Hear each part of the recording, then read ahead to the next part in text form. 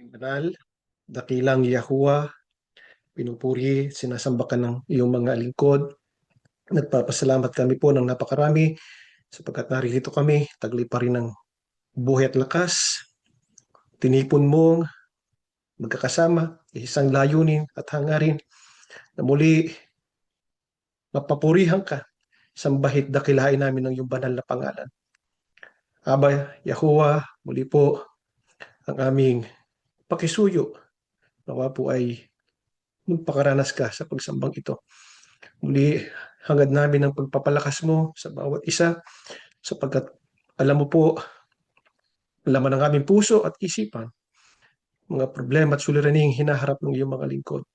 Sa ganitong pagsamba lang kami nakararanas ng kapahingahan, tunay na kapahingahan sa piling mo, sa piling ng iyong Espiritu Santo. Aba Yahuwah, alam namin hindi kami karapat-dapat sapagkat bilad sa iyo ang aming mga pagkukulang, ang aming mga kasalanan. Kaya kami nagmamakaawang, patawarin muli ang aming mga pagkakasala, pakilinis kaming ganap, lagi naming maranasan ang iyong Espiritu kasama namin sa aming buhay. Aba, muli po, maririto ang iyong mga lingkod, bawat sambahayan na lumapit na sa iyo, may hinihiling sa iyo, Aba.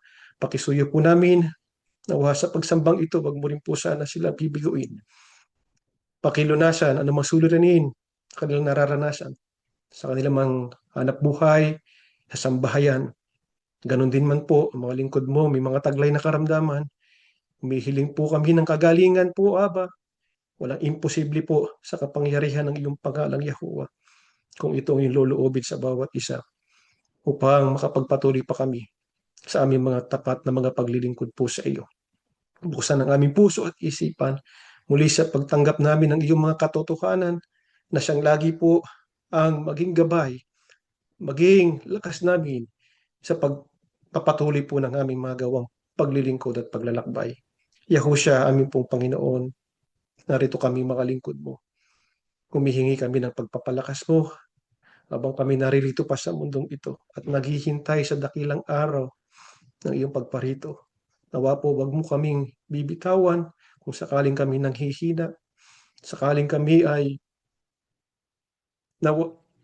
naagaw ang aming mga isipan ng mundong ito. Naway, pagtsagaan mo kami, Panginoon, na makapagpatuloy hanggang wakas, pagtagumpayan lahat ng uri ng mga pagsubok, kahirapan, at lahat ng uri ng kasalanan. Aba, aming Yahuwah, muli, bumabalik tawag kami, ang hiling namin, pakibasbasan, mga isinimpang handog ng iyong mga lingkod, naway pakibasbasan din po, bawat kabuhayan ng iyong mga alipin, patuloy dumaloy ang iyong mga biyaya at pagpapala. Hinihiling na po namin ang lahat sa tanging pangalan ng Panginoong Yahushua. Amen.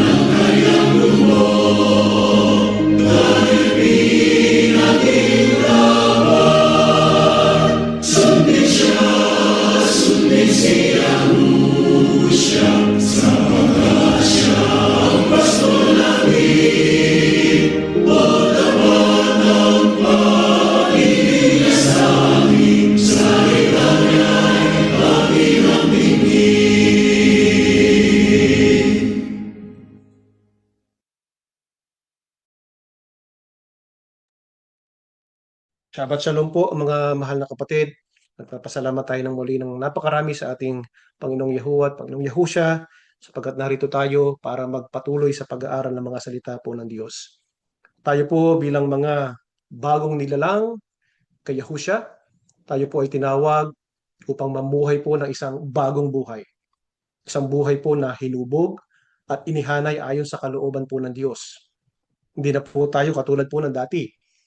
Iniwan na natin po yung lumang pagkatao natin at tinanggap natin ang bagong pagkakakilanlan kay Yahusha. Ngunit, sa kabila po nito, mga kapatid, may isang mahalagang katotohanan na kailangan po tayong harapin. Na posible po pala na maging mananampalataya tayo kay Yahusha, pero hindi tayo lubos o hindi lubos na nararanasan natin yung tunay na pagbabago po sa buhay. Marami po ang tumanggap sa ating Panginoong Yahusha sa kanilang mga puso, pero patuloy pa ring alipin ng lumang paraan ng pag-iisip, mga makamundong pananaw at gawi na hindi po naaayon sa mga salita po ng Diyos. Kaya ating pong itanong ngayon, ano ba ang dapat natin gawin para maranasan natin ang isang tunay na nabagong buhay bilang mga na kay Kristo Yahusha? Mag-umpisa tayo ng pagbasa sa mga taga-Roma 12, ang talata po ay 2. Huwag kayong makiayon sa takbo ng mundong ito. Magbago kayo sa pamamagitan ng pagbabago ng inyong pag-iisip upang maunawaan ninyo ang kalooban ng Diyos, kung ano ang mabuti, kalugod-lugod, at ganap na kalooban po niya. Ano po, mga kapatid, ang dapat nating gawin para magawa natin yung tunay na bagong buhay bilang mga na kay Kristo Yahusha. Napakalinaw po ang sabi ng Biblia, mga kapatid.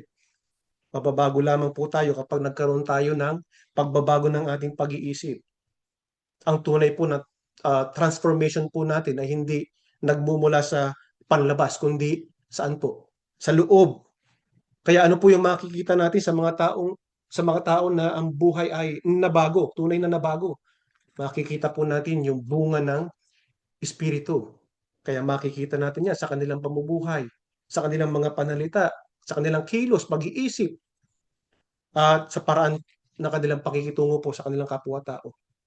Ano pa po ang isang bunga ng isang nabagong isipan?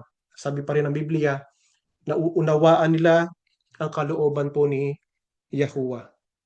Hindi na po tayo basta-basta napadadaya pa. Dahil ang sabi nga po ng Biblia, nagiging malinaw sa atin kung ano yung mabuti, yung kalugod-lugod at ganap na kalooban po ng Diyos. Kaya dapat lagi po nating tinatanong ang ating mga sarili, mga kapatid, kung tayo ba ay namumuhay doon sa tinatawag na transformed life.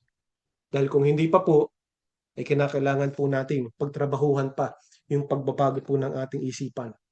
Hindi po yan madali, mga kapatid, yan po ang totoo. Kaya kinakailangan po natin ng pagkilos.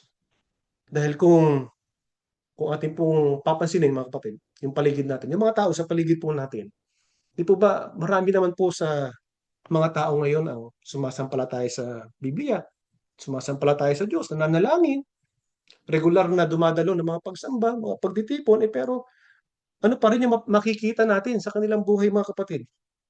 Wala pa rin po talaga yung pagbabago. Parehas pa rin po yung paraan ng pag-iisip at gawi. Bakit po ganun? Opo, bagaman po sila ay sumasampalataya, pero nagpapabalik-balik pa rin po sila doon sa dati nilang gawi, dati nilang kalagayan. Kaya wala po talaga yung transformation na tinatawag. Dahil kung uh, titingnan po natin itong salitang transformation dito sa talatang binasa po natin, yan po ay isang salitang Griego na metamorpho. Ibig sabihin po niyan, yan po ay ganap o lubos na pagbabago.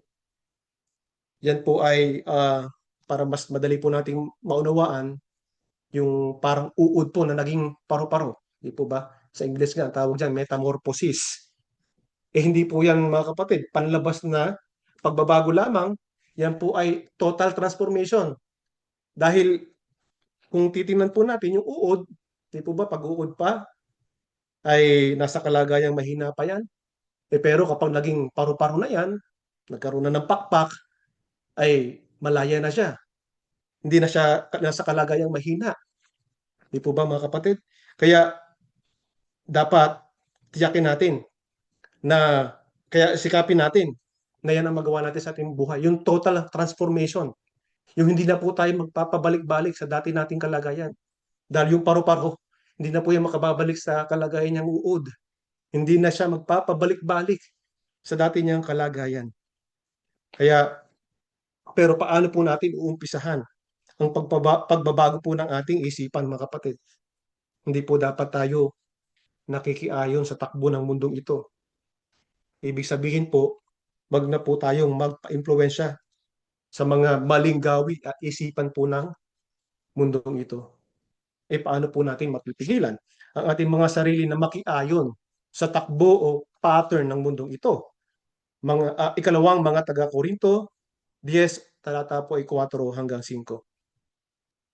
Ang sandatang ginamit namin sa pakikipaglaban ay hindi sandatang makamundo, kundi ang kapangyarihan ng Diyos na nakakapagpabagsak ng mga kuta. Sinisira namin ang mga maling pangangatwiran. Ginagapi namin ang lahat ng pagmamataas laban sa kaalaman tungkol sa Diyos at binibihag namin ang lahat ng isipan upang matutong sumunod kay Kristo. Kaya paano po natin mapipigilan ng ating sarili na hindi makiayon sa mundong ito, mga kapatid? Dapat marunong po tayong magsuri ng ating mga pag-iisip, yung pattern ng ating pag-iisip. Dahil ang totoo, hindi naman po lahat ng naiisip natin, mga kapatid, ay dapat nating paniwalaan. Sapagkat hindi po lahat ng nasa isip natin ay galing sa Diyos. Kaya dapat tanungin natin ang ating mga sarili. Ito bang iniisip kong ito ay naayon sa salita ng Diyos o salungat sa katwiran ng Diyos? Dahil kung ito ay salungat sa katwiran ng Diyos, anong dapat po natin gawin? Hindi po dapat natin ini-entertain yung ganong kaisipan. Ang sabi nga ng Biblia, sinisira namin ang mga maling pangangatwiran. Ano pa? Ang sabi, binibihag namin ang lahat ng isipan upang matutong sumunod kay Kristo. Ibig sabihin, di po tayo basta nagpapadala sa kung ano yung nararamdaman o nasa isipan po natin. At itinataboy natin yung mga kasinungalingan o kamalian at pinapalitan po natin ng katotohanan. Kaya ang susi para hindi po tayo makiayon sa takbo ng mundong ito, mga kapatid, dapat ibantayan ang isipan, gibain ang maling kaisipan at bihagin ang bawat pag-iisip. Tanong, paano ba natin mabibihag ang bawat pag-iisip at gawing masunurin kay Kristo? Dito naman po sa mga taga-Efeso 4:21 hanggang 24, ganito ang ating mababasa, mga kapatid. Hindi ba't alam na ninyo ang tungkol kay Yahusya?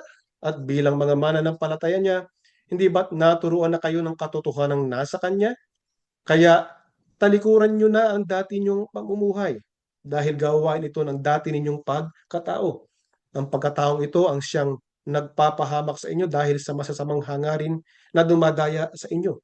Baguhin nyo na ang inyong pag-iisip at pag-uugali. Ipakita nyong binago na kayo ng Diyos at binigyan ng buhay na matuwid at banal katulad ng sa Diyos. Paano po natin mabibihag ang ating pag-iisip para makasunod sa ating Panginoong Yahusya? Kinakailangan po natin na pahintulutan ang Espiritu na siyang magbago po ng ating pag-iisip at pag-uugali. Pero paano ba? Paano natin mauumpisahan yun? Kung sabi po sa atin ng Biblia, nag-uumpisa po yun sa pagkatuto ng katotohanan na kay Yahusya. Yan po kasi ang huhubog sa ating mga pag-iisip, mga kapatid. Kaya kung nais po natin mabagong ang ating isipan, kailangan po nating punuin ang ating isipan ng katotohanan ni Kristo. At paano nga ba natin magagawa ito sa araw-araw ng buhay natin? Dapat intentional po tayo sa pagbabago. Intentional tayo sa pag-aaral ng mga katotohanan, ng mga salita ng Diyos. Meditating on His words. Dapat po, mga kapatid, paulit-ulit nating punuin ang ating mga isipan ng mga katotohanan hanggang sa mabihag po natin ang ating isipan at maiayon natin sa katwiran ng Diyos at ni Kristo. Kaya pagkasikapin po natin na mabagong ating isipan, mga kapatid. Bihagin ang ating mga isipan at hayaan na ang Espiritu Santo ang kumilos para po tayo ay mabago. Bakit po napakahalaga? Nahayaan natin ang Espiritu ang magbago ng ating pag-iisip at pag-uugali. Dito naman po tayo tumungo sa Genesis po. 6 ang talata ay 5. At nakita ni Yahuwah na mabigat ang kasamaan ng tao sa lupa, at ang buong haka ng mga pag-iisip ng kanyang puso ay pawang masama na lamang parati. Bakit po mahalaga na hayaan natin ang Espiritu na siyang kumilos sa atin? Sapagkat ang likas na takbo po ng ating pag-iisip ay ano po, laging sa kasamaan.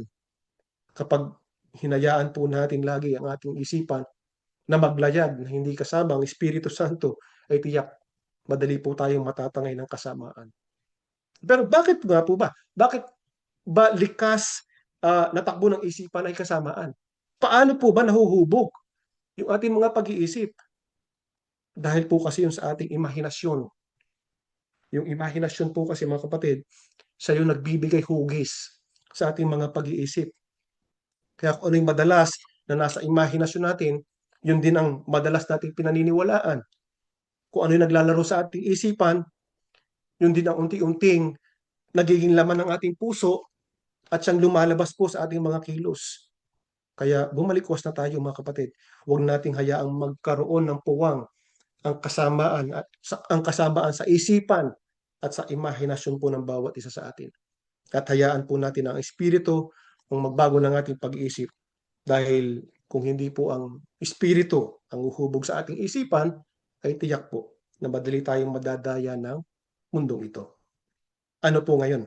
Ang dapat nating punuin sa ating isipan upang ang Espiritu ay makapagbago ng ating pag-iisip. Mga Hebreo 4 ang talata ay 12, sapagkat buhay at mabisa ang salita ng Diyos at higit na matalas kaysa alinmang espadang magkabila ang talim. Tumatagos ito hanggang kaluluwa at espiritu at hanggang sa kasukasuan at kaloob-looban ng buto. Nalalaman nito ang pinakamalalim na iniisip at hinahangad ng tao. Ano po ang kinakailangan nating punuin sa ating isipan? Wala pong iba kundi ang salita ng Diyos. Hindi po opinyon ng mundo, hindi po ang ingay ng social media, hindi ng politika, kundi ng katotohanan po na nagmumula po sa Diyos, mga kapatid. Bakit po napakahalaga na punuin natin ang ating isipan ng mga salita ng Diyos? Dahil ang salita po ng Diyos ay buhay at aktibo. Ibig sabihin po, may kapangyarihan po ito na baguhin tayo sa kaloob-looban natin, kaluluwa natin, espiritu natin. Ganyan po kamakapangyarihan ang salita ng Diyos.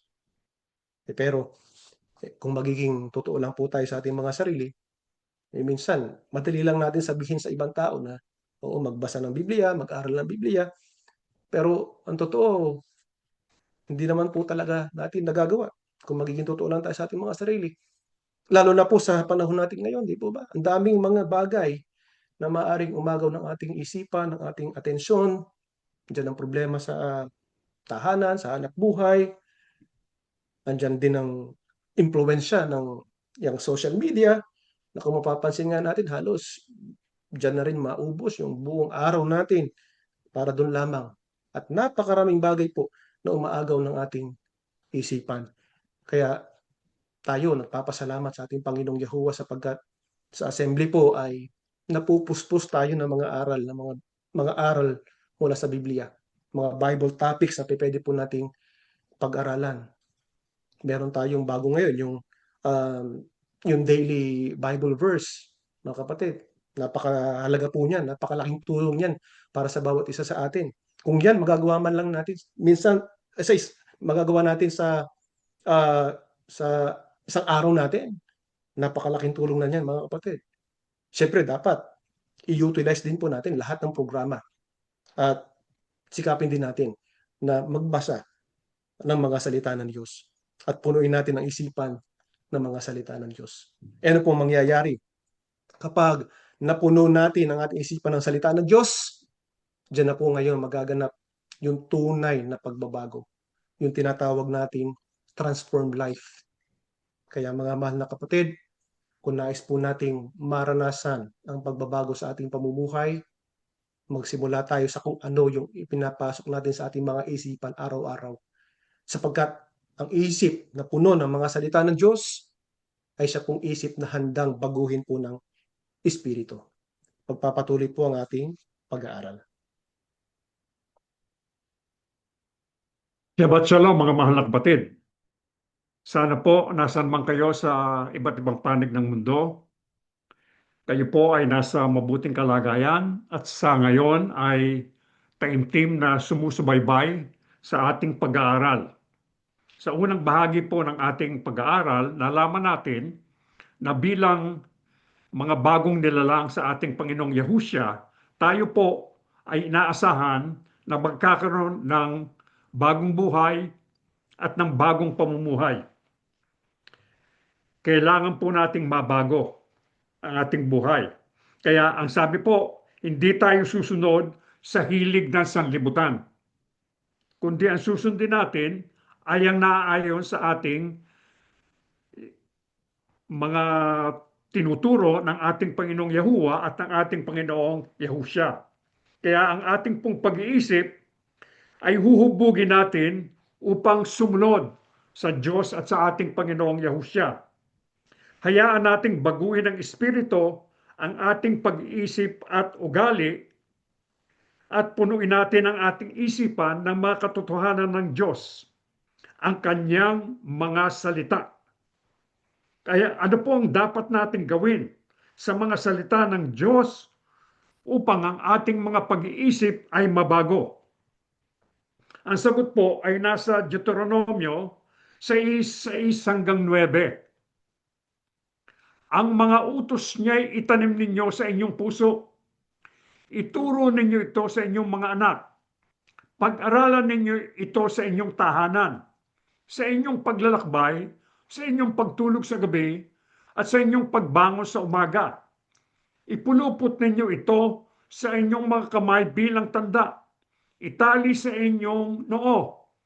Isulat sa mga hamba ng pintuan ng inyong bahay at mga tarangkahan. Ano po ang dapat nating gawin sa mga salita ng Diyos upang ang ating mga pag-iisip ay mabago? Sa pamamagitan po ng pagpapaulit-ulit ng mga salita ng Diyos sa ating mga isipan. Kung mapapansin ninyo, binibigyang diin ng banal na kasulatan ang kapangyarihan ng pag-uulit at pagpapatibay. Paano natin may pagpapatuloy ang mga salita ng Diyos na inuulit at pinatitibay? Sa pamamagitan po ng pag-uusap tungkol sa mga ito sa iba't ibang oras ng araw at pagkakaroon ng mga paalala tungkol sa mga ito saan man tayo pumunta. Gaya po ng mababasa natin sa talata, ang sabi, ang mga utos ko'y itanim ninyo sa inyong mga puso. Ibig sabihin po, pinag-aaralan natin. Inaalam natin. Kaya pagka isinapuso natin, ibig sabihin, kabisado natin. Ano pa po, ituro ninyo sa inyong mga anak. Pag-aralan ninyo sa inyong tahanan. Kung naglalakbay kayo, iniisip ninyo ang mga salita ng Diyos. Sa pagtulog nyo sa gabi, sa pagbangon nyo sa umaga, ipulupot ninyo sa inyong kamay. Kaya nakita ninyo, mga mahal na kapatid, inuulit-ulit po. Yung pag-ulit-ulit po, hindi po bagong bagay. Sapagkat yan po ang ginagamit natin sa paaralan, sa pagtuturo. Halimbawa, nag-aaral kayo ng spelling, anong ginagawa? May mga spelling drills. Anong pinag-aaralan nyo? Mathematics. Pinag-aaralan din ng paulit-ulit upang makabisado natin. Nagtuturo kayo nag-aaral kayo ng music, halimbawa nagpapiano kayo, kailangan kayong mag-practice. Kaya yung pong paulit-ulit, pag-ulit-ulit, ang isang katumbas po nun, yung pagpa-practice. Kailangan practice, kaya nga sabi, practice makes perfect. Bakit po mahalaga ang pag-uulit-ulit? Sapagkat pinalalakas po ng isip ang paulit-ulit nitong ginagawa. Kaya yung pong pag-ulit-ulit, hindi lang po ma-apply natin do sa mga bagay na gusto nating umunlad, kundi Maari din pong mangyari sa negatibong paraan. Kaya halimbawa, ang inulit-ulit natin ay yung mga bagay na kinatatakutan natin. Pumapasok yung takot. Lagi nating iniisip yun. Kaya ano po mangyayari? Parang automatic, pagka halimbawa, takot ka sa dilim, yun ang iniisip mo parate, napunta ka sa madilim, bigla ka nang nanginginig sa takot. Kaya alisin po natin yung kundi ang ipasok natin sa ating mga isipan, ang ulit-ulitin natin ay ang mga katotohanan ng Diyos. Pagka ganun ang ginawa natin, yung katotohanan ng Diyos ay magiging parang likas sa atin. Automatically, pag may iniisip tayo, lalabas yun sa atin. Halimbawa, magde-decide tayo, maiisip natin yung mga katotohanan ng Diyos na nakaimprenta na doon sa ating mga isipan. Kaya magiging parang likas na natin yun, magiging natural natin. Kaya napakahalaga po na patuloy nating pagsanayan, ulit-ulitin, upang mapanibago natin ang ating pag-iisip. Kaya nga, araw-araw po nagbabasa tayo ng banal na kasulatan. Nag-aaral tayo. Kaya sa assembly, marami tayong Bible studies. Gaya ng sinabi ng ating kapatid, meron daily Bible verse na binabasa tayo na doon, pagkabasa ninyong verse, tsaka yung may explanation, makikita ninyo merong 5 questions, reflective questions na dapat nating sagutin upang malaman natin ano ba ang bisa nitong talatang ito sa aking buhay. Paano ko magagamit? Ngayon po, ano po ang dapat pa nating gawin sa mga salita ng Diyos upang ang ating pag-iisip ay mabago? Ito po ang sagot sa mga Kawikaan 4:20 hanggang 22. Aking anak, salita ko ay pakinggan mong mabuti. Pakinig mo ay ikiling sa aking sinasabi. Huwag itong babayaang mawala sa paningin. Sa puso mo ay iukit ng mabuti at malalim. Pagkat itong kaalaman ay daan ng buhay, nagbibigay kalusug at kagalingan ng katawan. Ano pa po ang dapat nating gawin sa mga salita ng Diyos upang ang ating mga pag-iisip ay mabago? Dapat nating bigyang pansin ang mga sinasabi nito at maingat na pag-aralan ito. Kaya hindi lang po natin memorize yung salita ng Diyos, kundi pinag-aaralan natin, iniisip natin, inaalam natin ano ba ang sinasabi ng talata na nabasa natin. Kaya dapat po nating pinag-aaralang mabuti ang kasulatan sa pamamagitan ng pagtingin sa malalim na kahulugan nito na inihahayag doon sa mga original na wika at konteksto. Kaya po sa assembly, kung mapapansin ninyo, kapag nag-aaral tayo at napansin natin, merong isang mahalagang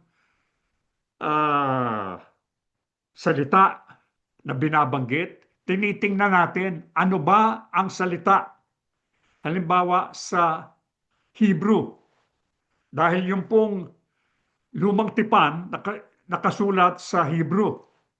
Tinitingnan natin ano ibig sabihin sa Hebrew para makita natin yung malalim na kahulugan. Pagka bagong tipan naman, tinitingnan natin ay salitang Grego. Kaya tayo po, natututo tayo. Alam natin yung mga, halimbawa, harpazo, esed, alam natin yan, metamorpho, na ating natutunan na kanina. Kaya tinitingnan natin upang malaman natin kung anong tunay na kahulugan. Ano pa po ang dapat natin gawin? Dapat din natin hikayatin ang ating puso sa pamamagitan ng pagtatanong tungkol sa mga salita ng Diyos at kung paano ito may sasagawa sa ating buhay. Yung pong mga tanong, magagamit natin sa pagnilay-nilay natin sa pagbubulay-bulay natin upang matulungan hikayatin ang ating mga isipan at puso na gamitin yung mga salita ng Diyos. Ito po ay humahantong sa pagsunod at sa isang nabagong puso. Kaya ano pong ginagawa natin sa loob ng assembly? Inuulit-ulit po natin yung mga salita ng Diyos. Unang-una. Ikalawa, pinag-aaralan natin. Ikatlo, binibigyan natin ng pansin. Ika nga, naggumugugol tayo ng sapat na oras. Tayo'y nakikibahagi at higit sa lahat, sinusunod natin. Ano po ang maidudulot kapag gano'n ang ginawa natin sa ating buhay? Ang sabi po sa talata, nagbibigay kalusog at kagalingan ng katawan. Meron po akong nais na sabihin sa inyo kung paano. Halimbawa, naglalakad kayo sa isang mataong lugar. Nabangga kayo ng isang tao. At alam ninyo na hindi kayo may kasalanan sapagkat kayo tinitingnan niyo yung dinadaanan ninyo. Ano po ang gagawin ninyo? Ano po ang gagawin ninyo? Ang sasabihin po ba ninyo, titingnan mo naman yung dinadaanan mo.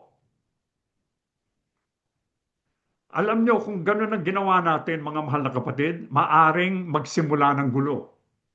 Sapagkat yung halimbawang nakabangga sa atin, maaring may dinadalang suliranin, kaya medyo may kainitan din ang ulo. Ano po ang gagawin nun? Baka pag ito po ay magbubunga ng pagkakagalit, pag-aaway, at maaring makasama sa atin. Kaya nga kung minsan na nakikita natin, ang sabi nga, wala namang ginagawa yung isang tao, bakit sinuntok na lang? Sapagkat kung minsan, yun lang itsura, yun lang anyo ng isang tao. Anyo, makikita ninyo, hindi ba? Titingnan ninyo, merong mga tao na pag tinignan nyo, parang nakaka-insulto yung pagmumuka. Kaya ano po ang maaring mangyari? Kapag ka nakita ng isang tao, mainitin ang ulo, anong gagawin? Baka suntukin niya yung masama ang tingin sa kanya. Kaya tayo po, na nasa assembly, ang pagbabagong kailangang magawa natin ay maging mahinahon tayo, maging mapagmahal tayo gaya ng itinuturo ng ating Panginoong Yahushua, maging mapagpasensya tayo, maging mapagpakumbaba tayo, bibigyan natin ng excuse.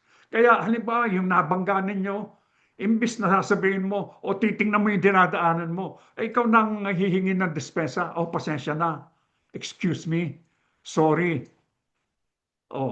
Pareho kayo nagsosorry sa isa't isa, aalis kayo, parehong maligaya yung puso ninyo. Kaya, natutuwa kayo, lulusog ang inyong katawan, at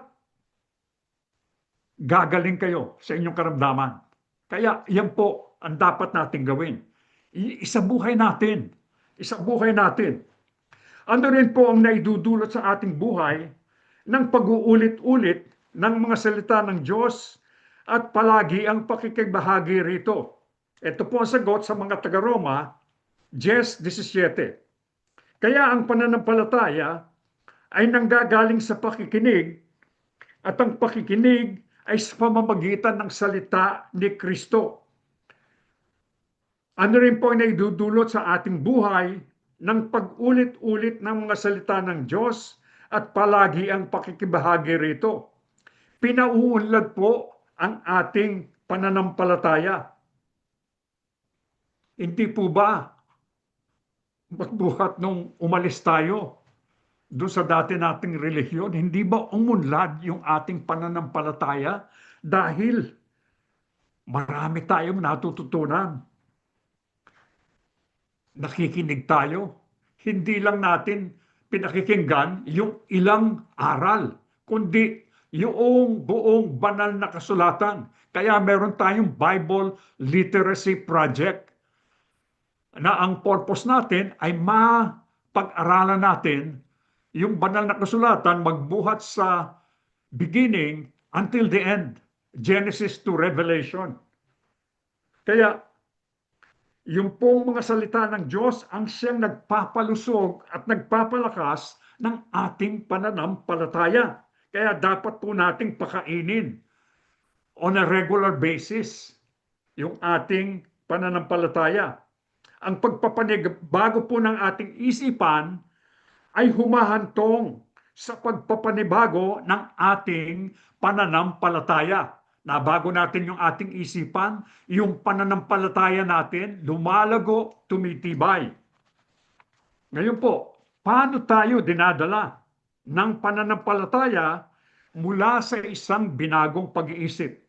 Ito po ang sagot sa mga taga-Korinto 4:16-18. Kaya't kami ay hindi pinanghihinaan ng loob. Bagamat ang aming panlabas na pagkatao ay nabubulok, ang aming panloob na pagkatao ay binabago sa araw-araw. Sapagkat inihahanda tayo nitong magaan at panandali ang kapigatian para sa walang hanggan at di masukat na kalwalhatian.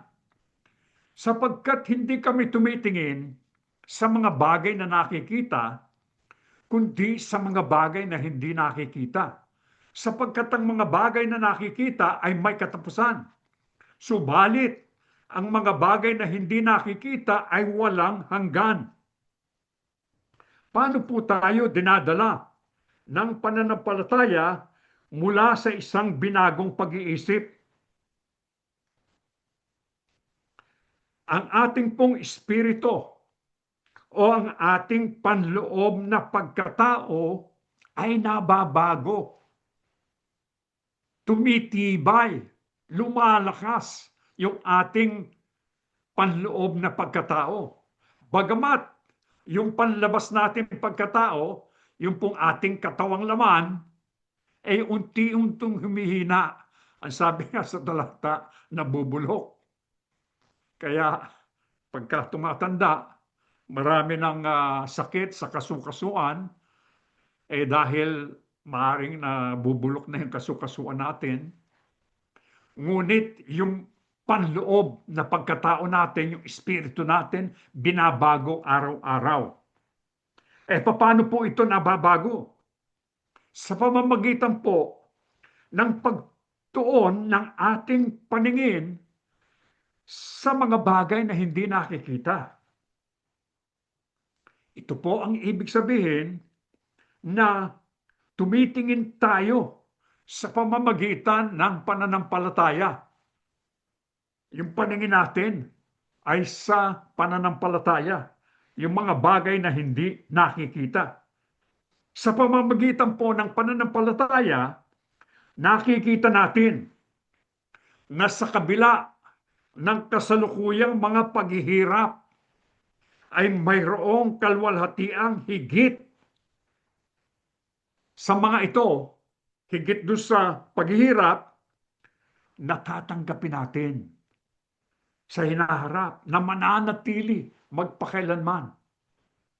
Kaya yun po ang inaasahan natin, yung hindi nakikita. Hindi pa natin nakikita sapagkat yun ay pangako ng ating Yahuwah Aba at ng ating Yahushua HaMashiach. Ang kalwalhatiang mananatili magpakailanman. Ano po ang kalwalhatiang mananatili magpakailanman?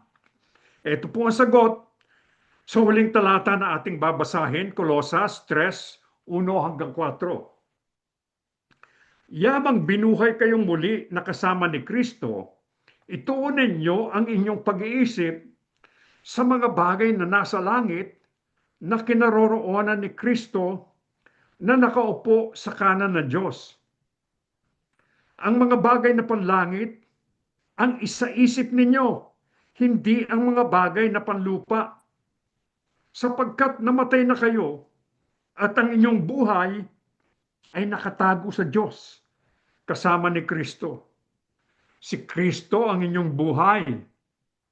At kapag siya'y nahayag na, mahahayag din kayong kasama niya at makakahati sa kanyang kalwalhatian.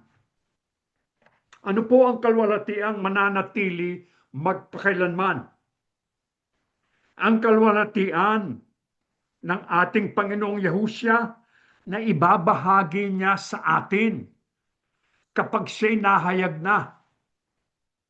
Tayo po sa assembly ang hinihintay natin yung harpazo, yung araw at oras na bababa ang ating Panginoong Yahusya mula sa langit. At ang ating mga katawang laman, yung mga katawan natin na nabubulok, babaguhin upang gawing malwalhati, upang masalubong natin siya sa himpapawid, upang makasama natin siya ng habang buhay. Ngayon, habang naririto pa tayo sa lupa, ano po ang dapat nating gawin? Kailangan po ituon natin ang ating mga puso, ang ating mga pag-iisip sa mga bagay na nasa langit, sa mga bagay na naroroon. Kaya yung pong imagination natin, yung mga larawan na ipasok natin sa ating mga isipan, yung larawan na katotohanan ng ating Panginoong Yahuwah at ng ating Panginoong Yahusya. Yun po ang ipasok natin sa ating isipan. Bakit po dapat natin gawin? Dahil ang ating tunay na buhay ay na kay Kristo na ngayon ay nasa langit na. Ngunit, alam natin, meron siyang pangako sa atin. Sabi niya, tutungo ako sa langit, ipaghahanda ko kayo ng inyong titirhan at kung nakahanda na, bababa ako upang kunin kayo. Kaya yan po ang dapat nating asahan. Kaya tayo po na sumusunod sa ating Panginoong Yahusya, baguhin po natin ang ating pag-iisip, baguhin natin ang ating pamumuhay, sumunod tayo ng tapat sa ating Yahuwah Aba at sa ating Yahusya HaMashiach hanggang sa pagdating ng ating Panginoong Yahusya mula sa langit. Tumayo na po tayo mga mahal na kapatid. O dakilang Yahuwah Aba, banal at makapangyarihan ka po sa lahat. Maraming salamat po, o dakilahan naming Aba, sapagkat habang pinag-aaralan namin ang iyong banal na katotohanan, totoong napupuspos ng kaligayahan ang aming mga puso, ng kapayapaan ang aming mga kaluluwa, sapagkat damang-dama namin, Ama, ang iyong pagmamalasakit at basbas sa bawat isa sa amin. Nais mo po na kami na tinawag mo sa assembly ay maligtas. Maging handa kami sa pagbabalik ng iyong bugtong na anak. Nais mong kami magpanibagong buhay at magagawa namin ito kapag binago namin ang aming mga pag-iisip. Sumunod kami sa iyong mga utos. Pag-aralan namin ang iyong mga salita araw at gabi, sa lahat ng pagkakataon, o dakilang Yahuwah Aba, upang makasunod kami sa iyo, maging likas na namin ang matutuhan, gawin ang iyong banal na katotohanan, upang anumang oras na isusugo mong iyong bugtong na anak, kami po na tinawag mo sa assembly, sana po'y maging handa kaming sumalubong sa Kanya upang makasama mo at ng iyong bugtong na anak habang buhay. O dakila naming Diyos, habang kami naririto pa sa lupa, dinadalangin namin na sana'y tulungan mo ang bawat isa sa iyong mga lingkod. Sapagkat marami sa iyong mga anak ang may mabibigat na karamdaman. O dakila naming Aba, Ikaw ang aming Yahuwah Ropeka, ang aming dakilang manggagamot. Pakiunat mong iyong mapagpalang kamay, saan man naroroon ang iyong mga anak. Hawakan mo sila, o dakila naming Diyos. Pagalingin ang aming mga kapatid. Ang mga anak mo na may matitinding suliranin, o dakila naming Aba. Ibigay mo sana ang lunas. Ang mga nagdaranas ng mga kahirapan mula sa iyong kayamanan na hindi nauubos, ibuhos mo po ang iyong mga pagpapala. Alisin mo ang anumang hadlang, pagpalain mo ang bawat sambahayan ng iyong mga anak, ang mga magulang, ang mga anak, kaming lahat, o dakila naming Aba. Itulot mong walang makahadlang, patuloy naming sambahin, paglingkuran ang iyong banal na pangalang Yahuwah Aba. O dakilang Panginoong Yahusya, ikaw po ang luklukan ng mga biyaya, ang aming tanging tagapamagitan sa Ama. Ikaw ang aming hari at ang aming pong tagapagligtas. Ikaw din po ang aming mabuting guro. Maraming salamat sapagkat tinuturuan mo po kami. Itulot mong makasunod kami sa iyo sapagkat ikaw po ang daan, ang katotohanan at ang buhay. Walang makararating sa Ama kundi sa pamamagitan mo. Opo, susunod kami sa iyo, dakilang Panginoong Yahusya. Itulot mong maipako namin ang aming mga paningin sa iyo. Abangan namin ang iyong pagbabalik. Nais namin, o dakilang Panginoong Yahusya, makita ka namin upang yakapin ka namin. Magpasalamat kami sa iyo sapagkat napakabuti mo sa iyong mga hinirang. Inihandog mo iyong buhay upang matubos kami sa aming mga kasalanan. O dakila naming Panginoon, patuloy po kaming susunod sa iyo. Ikaw lamang at ang ating Ama ang aming sasambahin at paglilingkuran habang kami nabubuhay. O dakila po naming Yahuwah Aba, sumasampalataya po kami, nadinig mo po ang lahat ng dalangin ng iyong hamak ng mga alipin. Pinatawad mo na po kami sa marami naming pagkakasala at pagkukulang. Hinihiling po namin ang lahat sa pangalan po ng aming Panginoong Yahushua HaMashiach, dakila po naming tagapagligtas. Amen.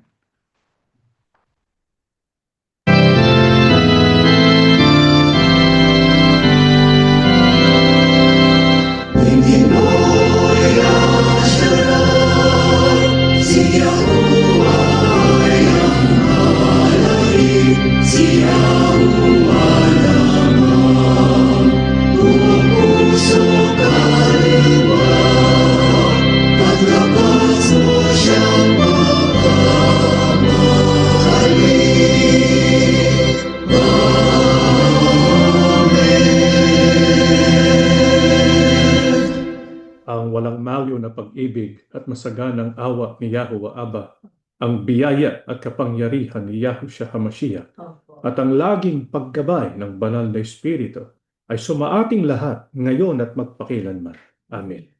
Mga kapatid, yung atin pong pag-aaralan na aklat for the month of February ay ang aklat ng Isaiah. Natatapos na po ang ating pagsamba ni Yahuwah Aba and Yahushua HaMashiach. Bless all of us.